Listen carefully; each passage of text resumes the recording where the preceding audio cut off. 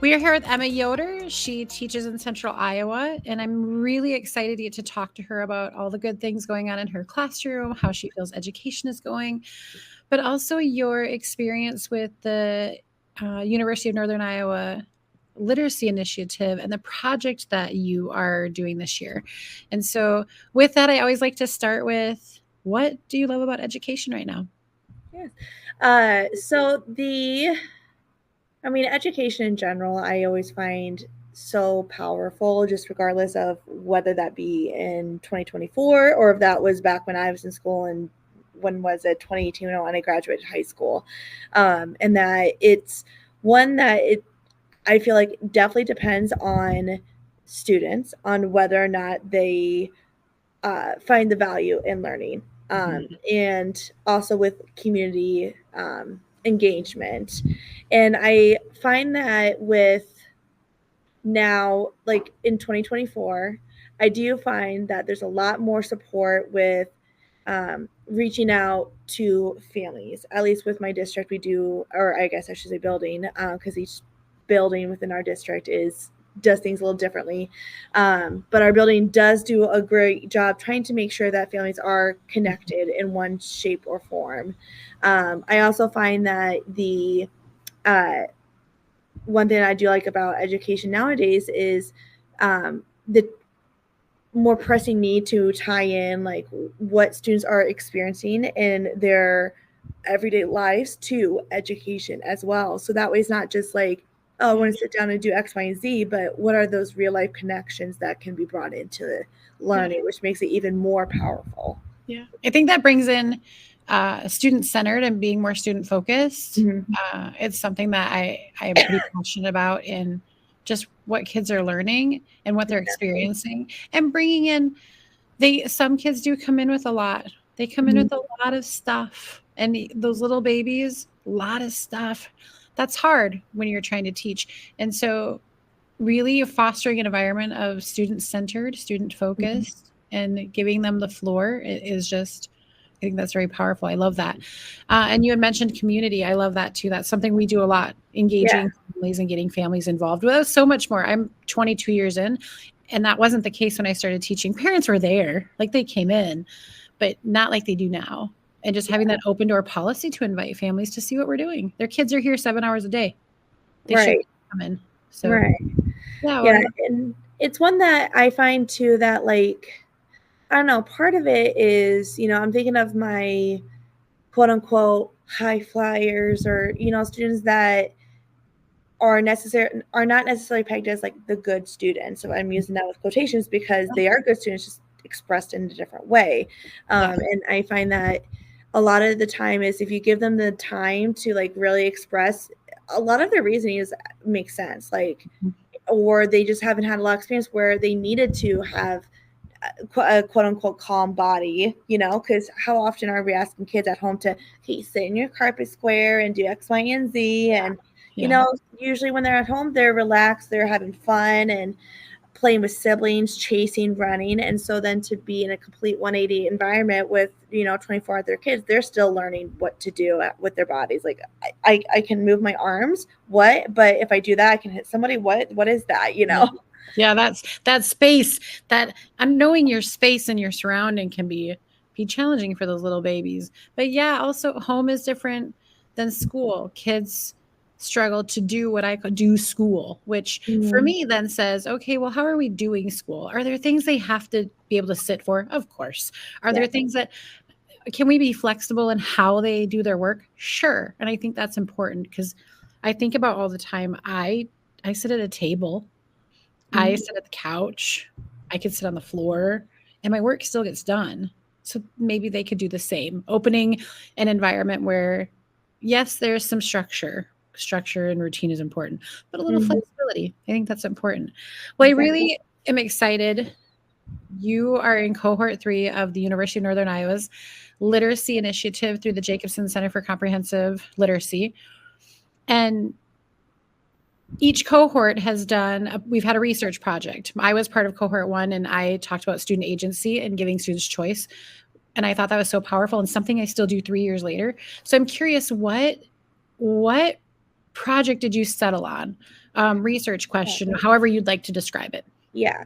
So I had, I mean, I'm always one to be like, oh, idea here, idea here, idea here. And that was one that I talked with, uh, well, soon to be Dr. Schweinforth about, or Schweinfurth, yeah, about all these ideas I had. And I'm like, you know what, if I have, what if I do this and I could do this here and I could do this? And then it's one that like I had her as a professor too back when I was at UNI as an undergrad. And I always had a tendency to just to kind of be like, let's do everything all at once and 100%. And yeah. And she's like, okay, Emma, you need to take a breath. Like you're going to regret it later. Just physically and mentally, emotionally, like you need to breathe. Like you'll be fine. You'll be able to do it eventually. May not be right now, but you'll be able to get there. And so after talking with her about all these ideas, I'm like, the one thing I can know for a fact that I can do is something after school. Just with our school day, it does get so busy. Like we always have so many things to do, and we need to meet it by by this date, and we need to make sure that it's just I just felt like as a third year teacher, you know, there's going to be so much. There's extra things that I wanted to try this year to really solidify and hone in on like my own teaching, so that way my students can be successful this year that I've learned from my first 2 years teaching. But I also wanted to, since I'm in a new building this year, wanted to also get to know my building and know like more about the community. Whereas like I know if this was in my building last year, I can tell you, okay, yeah, this is what we do. This is how we run things. But since I'm in a new building, I wanted to do a little bit more with the upper grades upstairs. You know, since we're a 2-level building, I spent a lot of my time downstairs with the younger ones. So I'm like, I wanted to do more so I can get familiar with like not only the community but also the students in the building. Yeah. So with that, long story short, to when one of our UNI days, when we were on campus, we ended up having Dr. Shoaib Meacham come in, and he was also a former professor of mine, and his class I took with him was about hip hop literacy. And at the time I thought that was cool, but I didn't really have a lot of expertise or knowledge about like curriculum, you know, how does a normal school day look, you know, and other than my own personal experience just being in school. And I don't know, I was like, okay, this is awesome, you know. But then after having him come and guest teach and talk about his experiences and all this, I was like, you know what? I feel like this could be meaningful with part of it was for me, I mean, I made a rap to Eminem's Houdini, but about the bass 10 system, you know? And I was like, okay, I can do it. And that was kind of a big confidence boost because I'm like, okay, not that it's all this and that in a bag of chips and it's, you know, ready for a Grammy by any means, but, or whatever they use for the awards nowadays. But I was like, you know what? The amount of power that comes from, you know, allowing a space to kind of like, you know what, make something, let's do authentically and organically and see what comes about it. I thought it was powerful. And I kept on thinking how the UNI Literacy Initiative really did provide me more with like my fire again for teaching, because I realized that my first 2 years, I kind of started letting that dwindle, just trying to figure out like what to do within a certain school day. How does this align with district needs? And I was like, the one thing that I've always been is kind of a questioner / rebel. Not that I'm like, you know, oh, I'm gonna go rob a bank. You know, I'm not going to do that. But a rebel in the sense of like, I want to do what is best. That may sometimes be going against the flow. Yeah. But I also want to be able to ask questions. And if I don't feel like if I have that flexibility or freedom to do so without any like repercussions, then I kind of then dwindle part of who I am away. And I want students to be able to do the same. And so kind of just with all this like kind of like in mind, I'm like, you know what, how often do students have the freedom to communicate and to share what's going on in their lives within a given school day? As an adult, if I'm having a hard time expressing who I am and feeling the freedom to do so, how are our students doing so in a way that is authentic. Um, yeah, I just feel like a lot of times we're telling kids, oh, I see that you're sad, but we need to keep on moving on. We'll keep continuing Yeah. to push them throughout the day. So when are we giving them the opportunity to express, whether that be like things that are happening outside of school, in the world, in the community? Maybe it's something that happened during that day, and we're like, you know what, that was a small problem, but to them it could be the biggest thing that happened, you know. And um, so from that, I kind of created the hip hop literacy 2.0 is what I call it, where it's not necessarily exactly hip hop, but it's more of like a space to be able to communicate, to talk, to um, uh, for students just to write and record. And it could just be a speech. Maybe they just want to write something. Maybe they do want to create music, and um, or just have a space to be able to communicate with their peers about whatever conversation that they want to bring up. And so just allowing an environment of open communication, and then also tie in a little bit of that SCL that, you know, sometimes can go under the rug, Mhm. based off of just the authentic conversations we have. Yeah.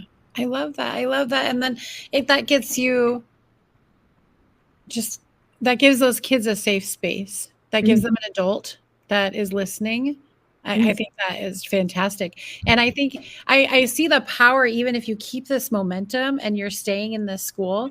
Think about that in a few years when the kids that you have now are up Mhm. there. They already know who you are, and to get to do I just oh, the possibilities are great. So I'm excited to hear kind of how is it going? Like, where are Yeah. you at in the process? So today was actually our first day. So that in itself was kind of scary for me because I'm like, okay, I'm used to first grade mind. I'm like, okay, little ones, you know, this and that, and like one of the fourth graders accidentally knocked a book down. She's like, oh no, like started freaking out. I'm like, no big deal, banana peel. I'm like, okay, wait, this is a fourth grader. She's probably judging me right now for saying no big deal, banana peel that I usually say with my first graders. But at the same time, is like again I feel like at fourth and fifth grade, there's a lot. That's a big turning point in their lives where they're starting to get ready for middle school. They want that independency. They want to be able to feel like they have some sort of like power or ownership over like just everything, you know. And so, which is also the reason why I chose that particular grade to focus in on, to kind of get them ready for middle school, knowing that like a lot of times I find students find their way of expressing frustration is through like being physical or being or using like words, but not really having under the understanding of like words are powerful, and so the Yeah. words that you choose need to be powerful, and sometimes less is more. And so I was like, I'm hoping that this kind of also then supports less of the school to prison pipeline, because I mean,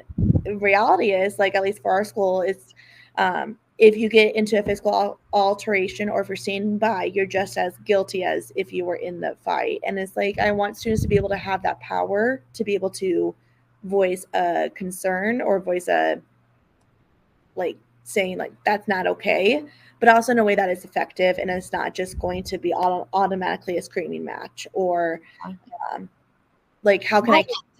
Yeah, exactly. So, Yeah. um, today was just a lot of, I mean, was a lot of the get to know you type of thing, just because, like I said, I don't know the upper grades super well, other than if they Mhm. are a sibling to one of my students. Um, so today was just kind of like a kind of get to know you, but also get to know the routine of like what this would look like. And Mhm. um, the right now, the melting pot of ideas, the big kind of structure that kind of stands out, it would be the a time for writing. So it could just be journaling about the day. It could be journaling about an emotion, and like giving them time to within this certain like 10-minute time frame to write down whatever feelings that you may have. A warm welcome to welcome them in, but then that 10 minutes of we're doing our own thing, even if they may be wanting to work together. Then from there, we'll do some sort of analysis, whether about what we did last time or analyze work from like a well-known artist or whatnot, and to see like what choices did they make. And today we looked at some speakers about like, okay, what made this speaker good to listen to. We may not be exactly relatable with what that particular speaker had said, but what made it interesting to we want to continue to learn and listen Yeah. along. So just so that they also understand that music and having a voice is not just a I got it. Sometimes it is, but not to Mhm. everybody. And so they keep on saying, Miss Yoder, I want to make all this music. It's like, I love that. But we also need to make sure that it's powerful and we're not just, you know, the whole purpose behind this is to kind of develop a way for them to get meaning behind it, not just one and done. Yeah. Yeah. And so a lot of that kind of goes back to I was telling them like the journals you don't need to write like as if you're writing a song. If that's what helps you, great. If Mhm. you have a backbeat that already in mind that you want to do, awesome. But it's mostly just for you to write down those feelings. So then when it comes time to write lyrics and when it's time to then decide what type of music choices and presenter type choices you want to make, you can do so in a more meaningful way than just here's some random words I put together. Yeah. Or what's You have a the little source book, a little yeah, source thing. Yeah. exactly. I love that. I'm excited to see how that comes to fruition for the kids, how they Mhm, build upon that, especially giving that chance to have that outlet that many don't always mhm, have. I think about that even because I teach second grade and I think about, well, what would that look like for those younger kids to just get a mhm. start in journaling? Just Exactly. just 5 minutes when they come in the morning or sometime to reflect on their day, reflect on their morning, reflect on something they've learned, and then they can use that later as an engagement piece with others. And whether Exactly. that's, like you said, a song with beats or just a spoken something, but Mhm. having or just to write, just to get it Exactly. out of them on paper and maybe with that teacher. I think there's And so much power in that. I love that. yeah, and I don't know. It's one of those things where like for me, I'm also nervous because I'm like, okay, what if it? Because I'm also thinking like the end goal, like, okay, what if it just goes you know, awry and it's not exactly what I planned for. But at the same time, it's like, isn't that the beauty in it for it to be Mhm. authentic and organic? And that, like, you know what, we kind of go or we're playing it by ear. And this is also the first time I've done this and I don't know the ins and outs. And I'm hoping to do it at least another year so I can see what worked, what didn't, and um, go from there. And I have I told the kids that I'm gonna be doing this with you. So when they're writing, I'm also writing, and then I also am going to challenge myself to always share my writing. I'm not going to share like specifically like, oh, this is because of this particular event. I'm just going to say like, oh yeah, this I'm writing about an emotion. Just tell them about emotion I felt, not versus the event, because I mean, just for that teacher student boundary, but Yeah, yeah, like, you know what, I just had something personal happen to me. This is the emotion I felt, and this is what it is. And go from there, so they can see that like it's not going to be perfect. It's not going to be the bells and whistles that they may associate with like famous artists, but um, that there is a process behind yeah, anything meaningful, that there is going to be some sort of intention and thought behind it. Um, yeah. yes, I Yeah, mean, we'll just have to see how it goes, but yeah. I'd be curious to see if you challenge them even one day, because they're old enough, I think they could do this. Just yeah, have a sticky note or you can get those little books, little booklets, little notepads, and yeah, just throughout that school day, track you're feeling. Like, yeah, how are you feel? Like, if you're really, really excited or happy, why? If you hmm, are struggling with something, how come? To help them kind of see that along the way in that journey, I'd be curious what that looks like. But I think that power in owning your emotion, regardless of what it is, and then getting to write about it and turn it into something is what a way to connect. hmm, That's a great way to connect. It's not something I've done a lot with. I've not done a lot with hip hop literacy. I have seen a lot done with it. And I think it's hmm, been really cool to watch, but it is not something myself that I have taken on.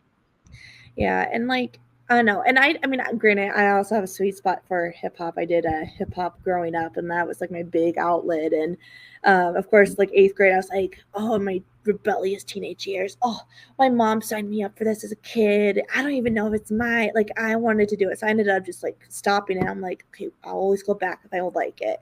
And then of course, high school happened, and then I got busy with other stuff, and then I just never went back, and I regret it to this day. But regardless, I always loved the Mhm. expression portion of it, and that um, just like with the movement, but also like the music that goes along with it. And Yeah. so I'm like, if anything comes out of this, I want it to be the main goal that there can be that students learn the um, expression and being able to express themselves in a way that is going to be meaningful, but also how can they communicate Yeah. effectively. Yeah.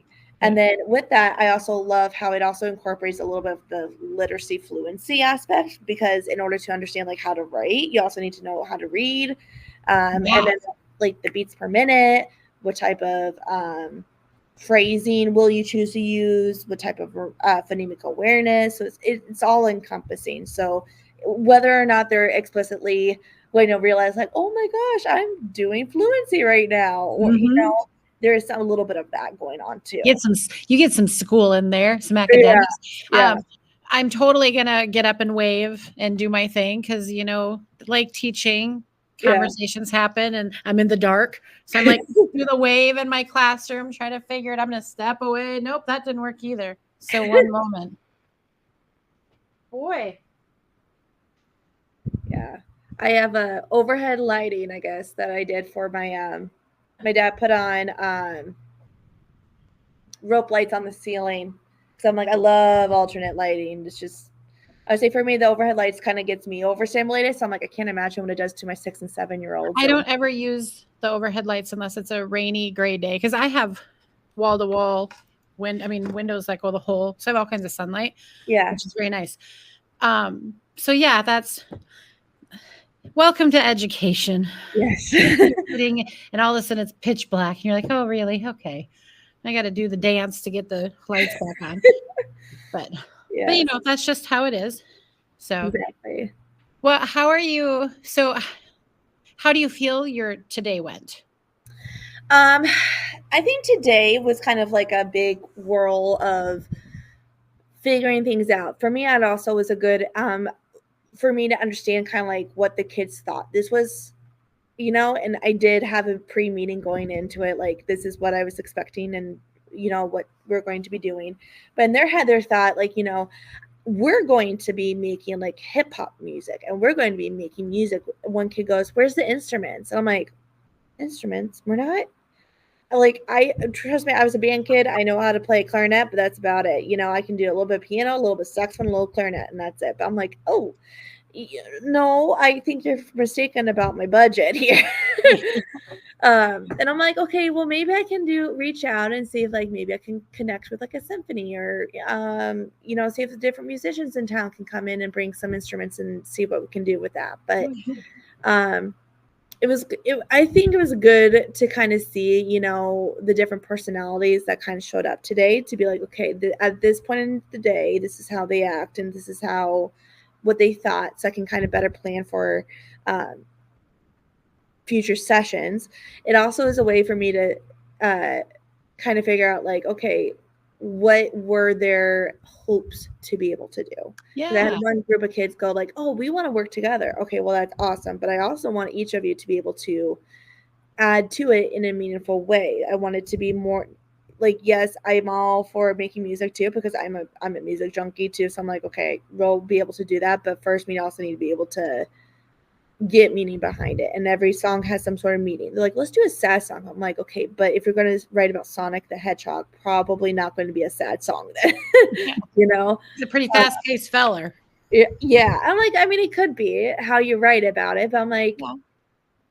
I'm like, it just, I don't know. Like, I want you to be able to like, I'm obviously not going to be like, no, you can't write about a Yeah. hedgehog. But I also don't want them to jump the gun and be like, oh my gosh, it's going to be this and this, and get their hopes up to be something that is like, we need to step back to square one to then get Yeah. to that point. Be curious where they went with it. Yeah. Not gonna lie. I think that'd be a Yeah. very interesting thing to see. Yeah. Sure, but so that's awesome. I like how you reflected on not just like you had a plan, but what you're going to do now. Like, I Yeah. like that you thought, okay, so here's what the kids were thinking, here's what they were saying. How can I be purposeful for the next? session Mm-hmm. to maybe help build in some of the things that they were thinking, or help just plan and navigate your next Mm-hmm. session. I think that's great. I think teachers often miss the boat when we don't take that time to reflect and Mm-hmm. think, okay, this is how this went. How can I move it forward? Or what can I do differently? Or how can I build upon it? And I think that's a great thing that you're doing on that part. Well, thank you. Yeah, I don't know. I think for me, I always like to know the why. I mean, I wasn't always good with math, but then once I started to figure out the why behind it, then it clicked. Granted, I'm also type 1 diabetic, so especially with regarding math, like I kind of had to get good at it because that was um, how I survived, figuring out Yeah, how your much. life depends on it. Yeah. Yep. But once I figured out kind of like the why and the reason behind things, I'm like, okay, that's kind of my mindset when I go into teaching is figuring out the why and the what behind something. So I'm like, okay. But like, especially noticing how they want to be able to get with the music, they want to make lyrics. So I'm like, okay, so I'm not going to do so much with like maybe the, um, literacy and how the phrasing right away. Maybe it's more of the writing and then the producing and then doing the phrasing. But Yeah. I do also want them to understand the foundation behind writers and Yeah. artists, regardless of what form that may be. And that is uh, being intentional with how you present things. So, like today, we didn't do a lot of like model presenters. So I think that's what I'm gonna start off with right away. The next time we meet is just doing a little bit more like, okay, I picked like three random speakers. We'll listen to maybe a minute, 30-second minute clip of what they have to say, what's good, what's not so good, that what do we enjoy, what just that sort of thing, and then talk about like what does a good presenter do in order to do so, and then have that kind of guide into their individual writing, and then start taking from the individual writing to, okay, what type of music can make and create out of that. um, yeah, because I mean, like in reality, I'm thinking back to my own experience at when we did the um, you and I, ULI. Wait, is it Yeah. ULI? The Yeah, yeah. ULI. Yep. But I was like, my brain just gave up for a second. But I was like, yeah, I couldn't just make a song without actually thinking like what I wanted to write about and like what choices I wanted to make with like the words I wanted to use. And Yeah. so I'm like, I do want them to get the understanding of like the why and the what, but also allow them that opportunity to write and to create as well. So not so heavy hitting on like, okay, here's the piece of paper, let's read it, let's annotate it, let's figure out but be more intentional with like, okay, using our senses, what can we notice, how do we want that inspire our own work. Yeah. So yeah. That's awesome. I'd be curious to follow your journey and touch base again in, I don't know, how are you meeting weekly? Yeah, we're meeting weekly every Wednesday after Okay. school. So Be curious after a few weeks to touch base and then do that again after a few more weeks and just see how yeah, yeah. it builds. I think that would be fun. And yeah, it'd be interesting with when the kids are analyzing the speeches too. I was thinking, what if I'd be curious to see how they each interpreted it. Mm-hmm. Just how would they use that to create some type of rhyme or Right. Well, something. I wonder because like one idea I had was to like take a song lyric and like look at that and then have them like practice it with punctuation, without punctuation, if they added punctuation, where would that be and what it would look like. But also I wonder if I did the same thing but like with a speech, like if I did like MLK's like his famous I have a dream speech, like everyone knows that, but like if I were to like actually look at the lyrics while he's presenting it, what is the, like kind of have it be kind of a, like we could do like a uh if you like, you how people do your gymnastics and then Yep. the judges put up numbers like, oh, that's a 10, that's a 9, and Yeah. then but have it maybe do that where they look at the presenter speech, I guess, annotate it as much as they want. They can add sketches, do whatever they need to do to kind of process it, but then Yeah. also go back to it and be like, okay, so this is what was said. This is what it says on paper. if I read on paper, how I would read it is different than how he presented it. What is that difference going on? So Yeah. that Yeah. would be interesting to see kind of like their interpretation, then maybe do like a minute reflection of like what what's going on there. Yeah. Yeah. Yeah. That's exciting. Well, I'm excited for you. I'm excited for what the connections, especially because regardless of necessarily what the kids, not, I mean, I think it's going to be great what the kids create, but Yeah. that time you get with them and that time you are investing with them, I think that's just as powerful as whatever it is they're going to create. Because they're going to get this person that they know they can come to and work with and is going to encourage them. Not that, I mean, I'm sure their teachers are doing the same, but I think it's another person for Right. them to form this bond with, especially when you're thinking about the stuff you're going to talk about. Mm-hmm. It's and maybe you won't talk. It's the stuff they're going to write about. Yeah. For some of those kids, it's going to be pretty powerful. Mm-hmm. So I'm excited to see how that journey goes and what that looks like. So I would love to touch base with you again in a couple weeks, Yeah. see what's kind of happening, where it's moving. Yeah. I mean, I would like that too, just for my own personal reflection to be like, okay, am I doing what I needed to do? Yeah, But yes, yeah, I'm excited, and hopefully, I'm gonna really hope, or I'm hoping and gonna really encourage students to kind of like open up and be like, it's okay to be emotional. It's okay to, yeah, talk about those heavy hitter concepts and topics that, you know, we may not be typically, allowed to talk about during mhm, well, in the sense of like we may not be able to talk about all the time just due yeah, to all the hectic things that we have to do in the school day, yeah. So Yeah, I think that's awesome. I think, and feel free to be. I don't think it crosses a boundary for teachers for us to share an emotion because I will say I always, if I'm feeling frustrated, I stop my lesson or I stop what I'm doing and I tell the students, I'm feeling frustrated right now. My heart is racing a little bit. I'm getting a little warm, and I tell them why. And we talk about that. And it's a Mhm. legit feeling to them. I don't go into terrible detail. I don't talk about like when I'm frustrated at home. It's usually Yeah, school related. But right. or if I'm really, really excited, we went on a field trip today and we got to ride the city bus. Mhm. That was a big deal. They were excited about it. And so I Yeah, talked to them, oh my goodness, we're so excited about that. And get that feeling out so that they can see you be vulnerable too, which I think is yeah, great. I mean, yeah, because we're human. yeah, So yeah, yeah. exactly. Yeah. But yeah, well, I appreciate you taking the time to chat about your project. I'm hoping others are excited to hear about this too. It's so fun to hear about hip hop literacy and how it's being used. One of my dear teaching friends from cohort 1, she did a country hip hop literacy Yes, I heard thing. about that. That was It was really cool. yeah. So I think the avenues that this can go and the power it has for kids, I think is really cool. So I'm excited to learn more from you and see more from you with this. And with that, we will close on it's 8 o'clock at night, and we're Yeah. teachers and we're tired. And we gotta yeah. We get to come back and do this again tomorrow. Yes. So for me, I only live a couple blocks away. It's okay. But Yeah, but yeah, so thank you, Emma, for chatting. of And course. I hope you have a fantastic evening. Thank you. Thank you, you too. Thanks. Yes.